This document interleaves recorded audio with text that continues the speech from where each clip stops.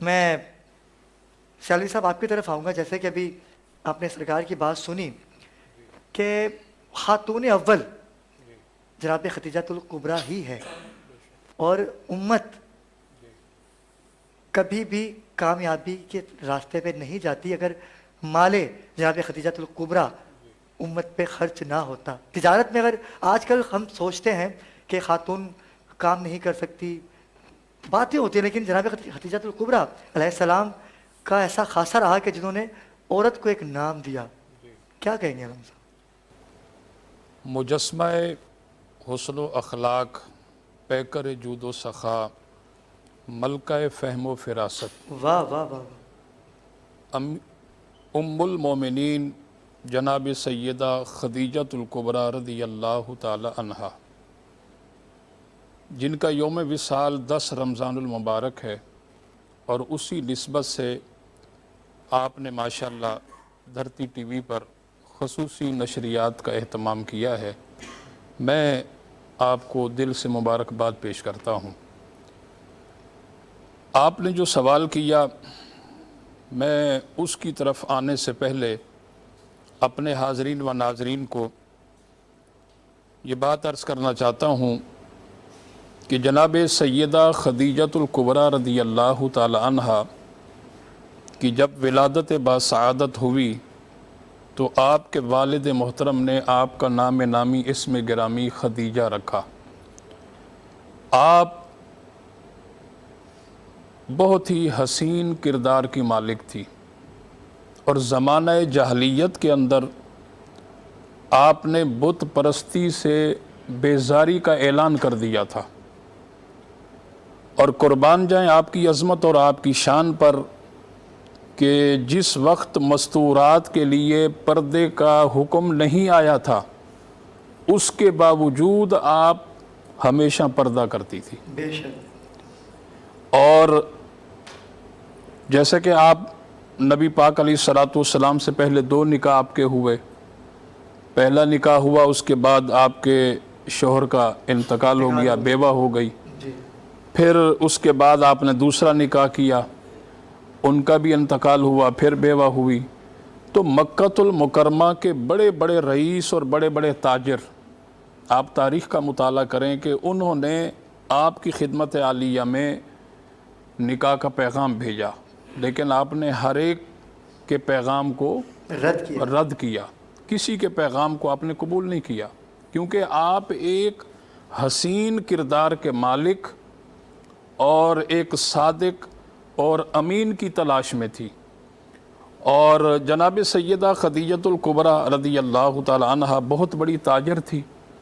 ملک شام کے اندر اور مختلف ممالک کے اندر آپ کا جو ہے مال تجارت جایا کرتا تھا. اور نبی کریم علیہ الصلوۃ والسلام کے بارے میں آپ نے بہت کچھ سن رکھا تھا. اور یہاں حضور علیہ الصلوۃ والسلام کی ذات سے جو آپ متاثر ہوئی، اس کی بنیاد بھی تجارت ہے. کہ جب آپ نے اپنے غلام کے ذریعے پیغام بھیجا کہ آپ ہمارا مال لے کر کے جائیں، تو آپ صلی اللہ علیہ وسلم نے اس درخواست کو قبول کر لیا اور سرکار تشریف لے گئے. اور حضور کے جانے کی وجہ سے جناب خدیجۃ الکبریٰ کے مال کے اندر نہ صرف فائدہ ہوا، بہت ساری برکتیں بھی ہوئی، اور اس سے آپ بہت متاثر ہوئی. اور پھر اسی سے ہی جیسا کہ حضرت شاہ عبدالحق محدث دہلوی رحمۃ اللہ علیہ، وہ بہت بڑے رئیس المحدثین ہیں، مدارج النبوت کے اندر آپ لکھتے ہیں کہ جناب سیدہ خدیجۃ الکبریٰ کا جب حضور سے نکاح ہوا، اس سے پہلے ایک خواب دیکھا کہ آسمانوں کا سورج ان کے گھر میں آ گیا ہے اور اس کی روشنی چاروں طرف پھیل گئی ہے. اور اس کے بعد جب آپ نے اپنے چچا کے بیٹے جناب ورقہ ابن نوفل سے اس کی تعبیر پوچھی، تو انہوں نے یہی بتایا کہ نبی آخر الزمان جناب محمد رسول اللہ صلی اللہ علیہ وسلم سے آپ کا نکاح ہوگا.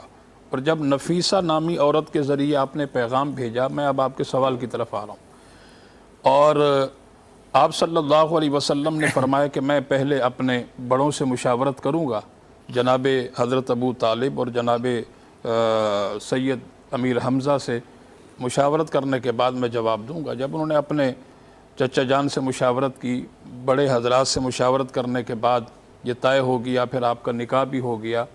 اور اب جناب ام المومنین سیدہ خدیجۃ الکبریٰ رضی اللہ تعالی عنہ حضور کے گھر تشریف لاتی ہیں۔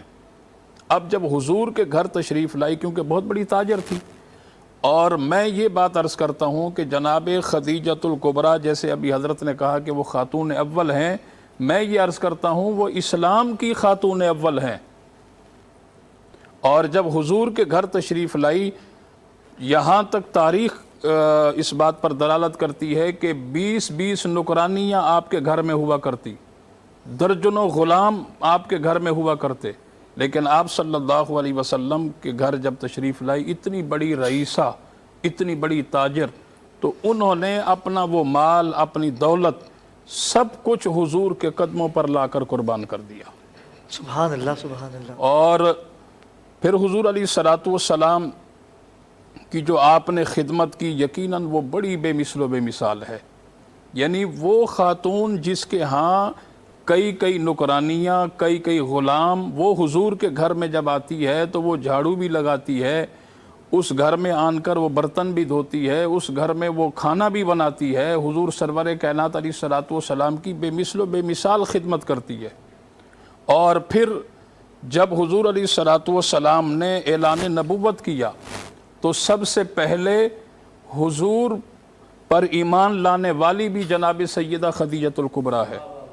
اور ہم اہل سنت و جماعت کا جو عقیدہ ہے وہ امام فخر الدین رازی رحمۃ اللہ علیہ نے، جیسا کہ تفسیر کبیر کے اندر بھی لکھا ہے، کہ عورتوں کے اندر سب سے پہلے اسلام جو قبول کیا وہ جناب سیدہ خدیجۃ الکبریٰ ہیں۔ اور مردوں کے اندر یعنی عمر کے اعتبار سے یعنی جو عمر زیادہ بڑی تھی وہ حضرت سیدنا ابو بکر صدیق رضی اللہ تعالیٰ عنہ، جنہوں نے اسلام پہلے قبول کیا۔ اور بچوں کے اندر سب سے پہلے اسلام قبول کرنے والی ذات، اہل بیت کے چمکتے اور دھمکتے ہوئے ستارے، اہل بیت کے نیر اعظم حضرت سیدنا مولا علی شیر خدا رضی اللہ تعالیٰ عنہ۔ تو جناب سیدہ خدیجۃ الکبریٰ وہ اسلام کی خاتون اول ہیں جنہوں نے حضور پر سب سے پہلے عورتوں میں سے ایمان لے کر آئی، اسلام قبول کیا۔ اور یہاں دیکھیں، عورت کو آپ اگرچہ تاریخ کا مطالعہ کریں کہ زمانہ جاہلیت کے اندر عورت کو تو ایک باندی، ایک غلامہ، ایک کنیزہ اور مرد کی تسکین کے لیے اسے استعمال کیا جاتا تھا، لیکن دین اسلام نے اس عورت کو اس کا حق عطا کیا، دین اسلام نے اس عورت کو اس کا مقام عطا کیا۔ آپ دیکھیں کہ عورت اگرچہ ماں ہے تو فرمایا کہ الجنت تحت اقدام الامہات، اس کے قدموں کے نیچے جنت ہے۔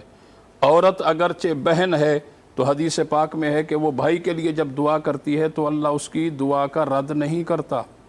عورت اگرچہ بیٹی ہے تو اللہ کے نبی کا فرمان ہے کہ جو اپنی بیٹی کی پرورش کرتا ہے، اور قیامت کے دن وہ بیٹی کی پرورش کرنے والا انسان اللہ کے نبی کے ساتھ قیامت کے دن اس طرح ہوگا جس طرح یہ 2 انگلیاں ملی ہوئی ہیں۔ اور اسی طرح اگرچہ عورت بیوی ہے تو قرآن کہتا ہے ہن لباس لکم وانتم لباس لہن، وہ تمہارا لباس ہے اور تم اس کا لباس ہو۔ لہٰذا اسلام نے عورت کو اس کا حق عطا کیا۔ بڑی اچھی گفتگو کی علامہ صاحب آپ نے۔